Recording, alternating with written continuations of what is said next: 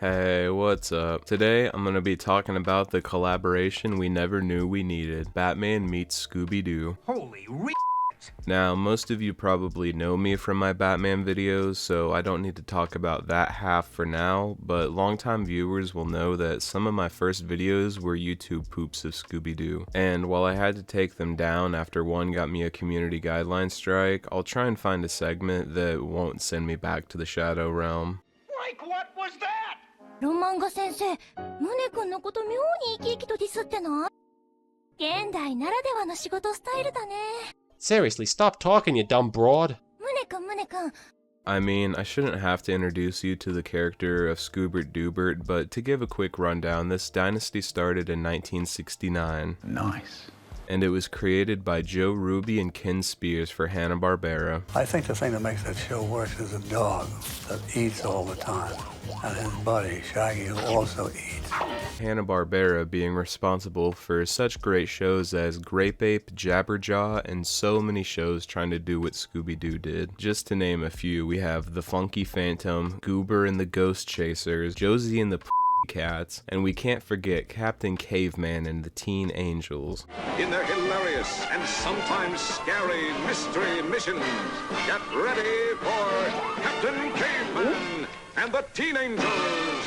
There's actually an episode of Scooby Doo Mystery Incorporated that brings this up, and without adding an extra 5 minutes to this video, I'll just say it's a really good episode and you should check it out. Getting back to the episode at hand, today we're talking about Scooby Doo Meets Batman, which is a DVD compilation of 2 episodes, but today I'm just going to be covering the one I'm more familiar with, and that's the Dynamic Scooby Doo Affair. If you like this video and want to see a follow-up going over the other episode, let me know down in the comments. But before we get into the episode, I just want to take some time to talk about DVDs. Now, with everything being streamed, the art of the DVD has pretty much been lost to time. Like, DVDs are great because they won't get taken down after the license runs out, but they were also just plain fun. Like, this DVD has the standard special features, but it also has games on it. Where was Scooby Doo born? Virginia! At the Knitting House? Shit! I mean, it's nothing super elaborate, but it's still fun to see. Alright, let's see.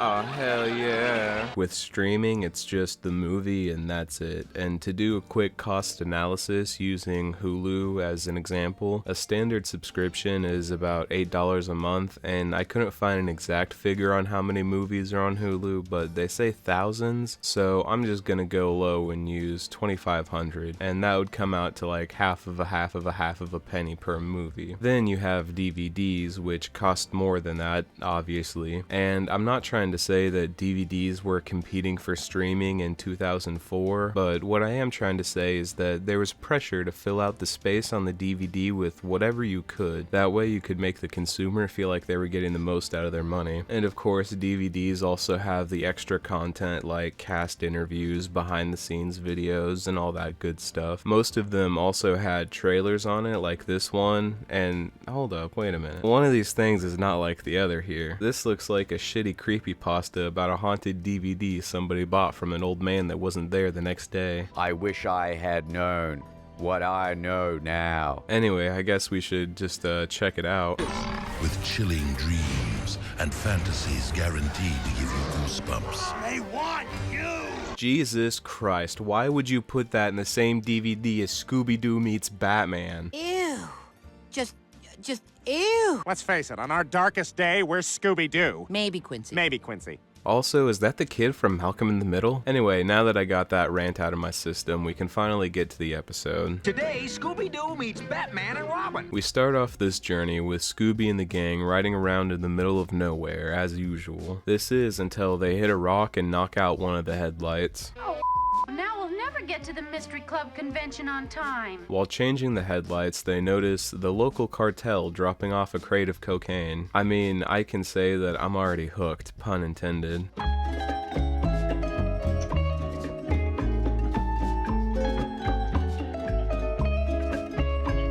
The gang follow the truck to a house in the middle of nowhere, and after Paco and Nigel are done dropping off the pack, Scooby Doo and company break into the house and see what's up. While thinking about how rich they're gonna be after they sell these bricks, they hear someone pulling up and scatter to hide. Scoob and Shaggy are grab-assing around, so they can't find a place to hide in time, so Shaggy gets ready to turn into Shanky. I better get something to defend myself, just in case.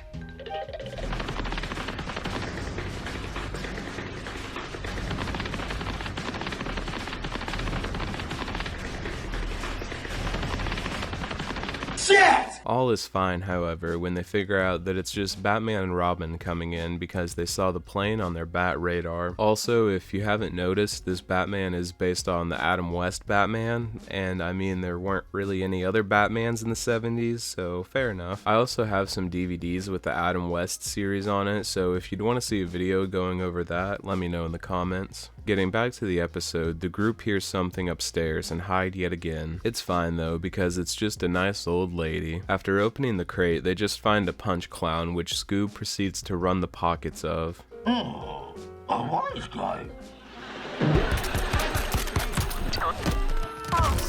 After inspecting the bills, Batman discovers that the money is fake, and he also takes off his gloves for some reason. Don't worry, that's not the last animation error we'll see. Also, I was just doing the whole cartel narrative for a little goof, but Batman says this and just actually confirms it. Wow, phony money. Yes, probably printed in a foreign country and flown into the United States. 40 Papa had a monster turn your brain to pasta. Had a upper bread swinging and I want some pasta. While looking for clues, Velma finds some Jeep tracks and they have a lead. Of course, the lead is a haunted fucking junkyard, and Jimmy Neutron Brain Blast here, but speaking of haunted junkyards, the last time I saw one was in the movie 13 Ghosts, which starred Matthew Lillard, who would also play Shaggy in various Scooby Doo movies and shows. Also, if you haven't seen 13 Ghosts, get some friends and drink of your choice and go and watch it. It is my professional opinion. We should get the hell out of here.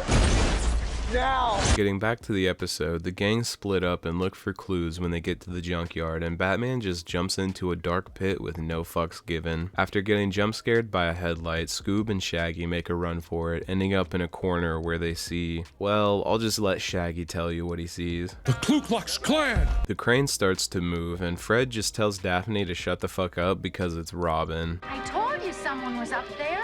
Cool it, Daphne. That someone is the Boy Wonder. So, if you can't tell, this was very cheap and makes very little sense, but that's why I adore it so. After Fred tries to beat the ass of whoever was endangering the Boy Wonder, he gets bamboozled into getting the shit beat out of him by Batman. The next thing I knew, Batman and Robin were trying to pull me apart. Sorry, chum. The team decide to go back to the house, but when they get there, the house is gone, and so is the Batmobile. Batman has OnStar though, so they just need to get back to the Batcave to pull up the GPS. Also, I'm just gonna let these clips play. We don't mind being blindfolded. Bat milk and cookies for everyone.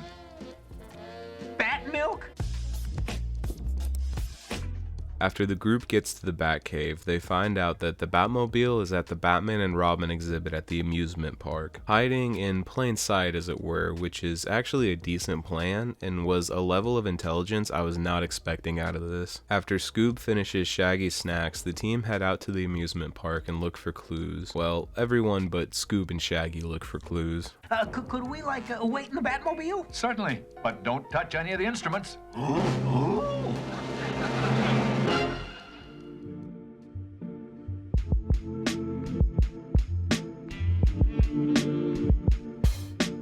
I was a superhero with that shit.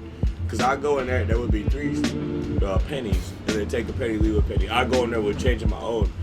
At least $5.60 worth of change. Drop that in there, take a penny, leave a penny. What? Well, that's not a penny No, at that no, point. no. Yeah, we're making the parameters. Listen.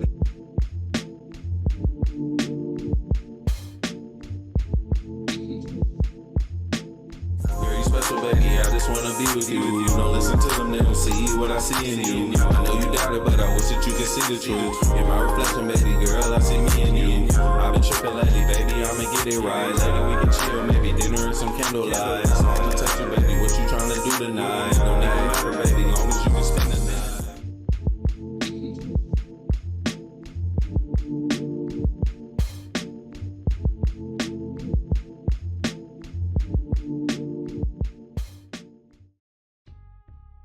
Getting back to the episode, we see Shaggy and Scoob in the Batmobile, and we get to see Asian Scooby Batman. And like, I'm not tripping when I say that, like, old Scooby Doo had some stuff that didn't really age too well, and Asian Scoob was one of them. Chocolate chop suey and spell wibber a la mode. If you want anything else, just go.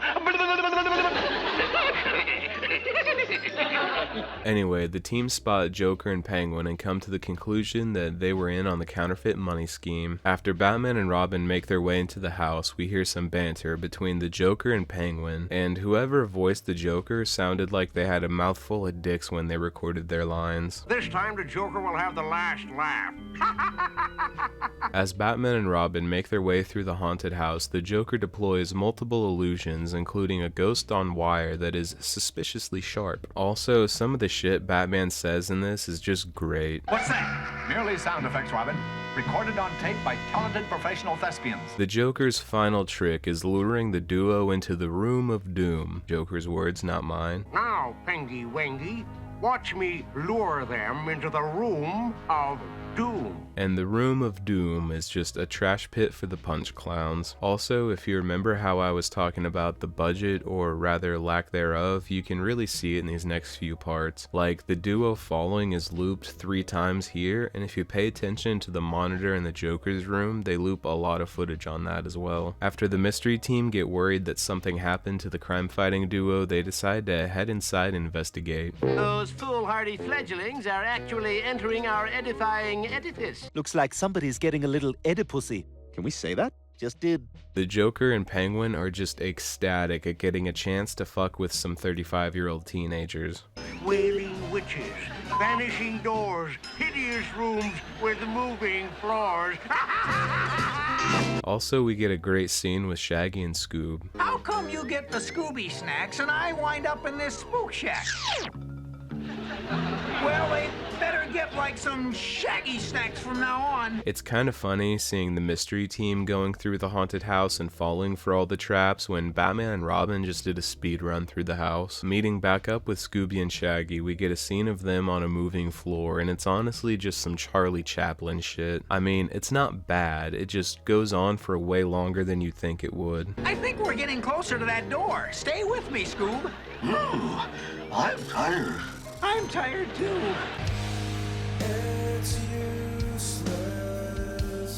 After getting launched into the basement, Fred and Daphne meet back up with Shaggy, and Scoob comes in wearing a Halloween costume he didn't think would come back to haunt him in 20 years. Make a stand! Join the clan! White power! The Penguin and Joker have run out of options, so they suit up in skeleton costumes to try and scare the group. It's also funny because Fred just wants to jump them, but the group run off one by one, and then Scoob just decides that he's gonna fucking eat them, and this causes the duo to run right into the pit with Batman and Robin. How amusing. The Clown Prince of Crime is now the Crown Prince of Climb. After getting captured, the crime team tell the group about how they laundered the money, and we get our second animation error when Velma's glasses turn white. When asked about the house in the middle of nowhere, Joker goes full getting arrested for eating a succulent Chinese meal on the group. Do you know who Mrs. Baker is? I know who Mrs. Baker is. That creature's mother. Bow wow! Arf arf! Ha ha! Get your hand off my penis! During the prisoner handoff, we see just how easy it is for these criminals to escape. After the handoff, Fred has a brain blast and remembers how all the furniture was nailed to the floor, so they decide to go back and investigate. When they return to the spot, the house is back and they see someone upstairs and decide to split up and secure the bag. Of course, Shaggy and Scoob don't want to go inside, so they just watch the cars, which goes about how you think it would. We then get probably my favorite joke of the episode. An iron hinge! And pulley ropes inside!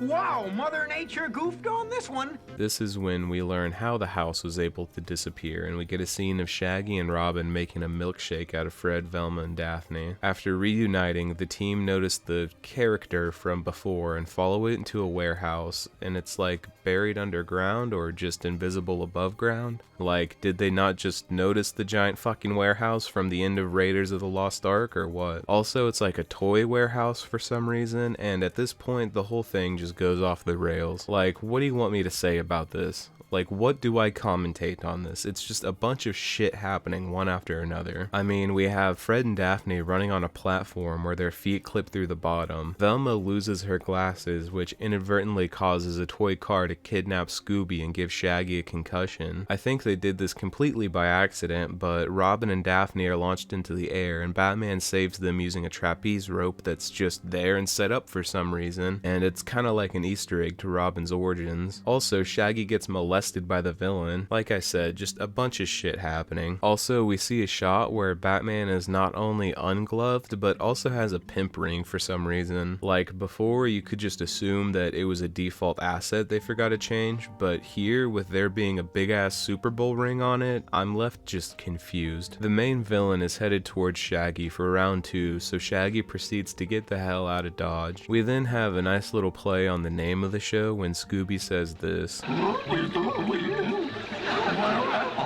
Wrapping up this fever dream, Scoob uses a seesaw to launch the villain through a basketball hoop, and we can finally end this madness. When the team is questioning the villain about what they did with Miss Baker, we learn that Miss Baker was the bad guy the whole time. And I hate Jews. I hate them because they exist.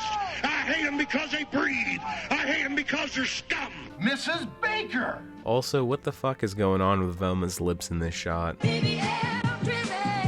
We end this whole endeavor with Scooby eating a pile of charcoal that is supposedly bat snacks.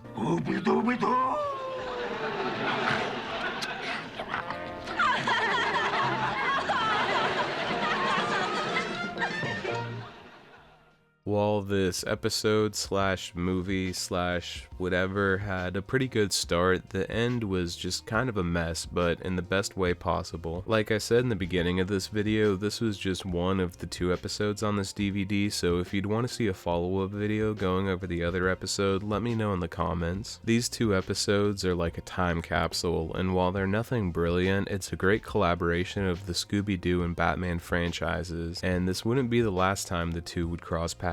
Also, if you'd want to see more Scooby Doo content, let me know in the comments, because there is so much more to cover, and it's one of my all-time favorite franchises. If you want to see more of me for some reason, I co-host a podcast with Arnie King called Henny for Your Thoughts, and we upload new episodes every 2 weeks. You should also check out the official Arnie channel, where you can find some music videos I've made with local artists. I'll also have my Instagram linked in the description, and that's where you can find updates, and it's the only social media I'm active on. If you want to show your support and get behind the scenes updates on videos, you can follow me on Patreon. Anyway, I think that's all for today. Until next time, later.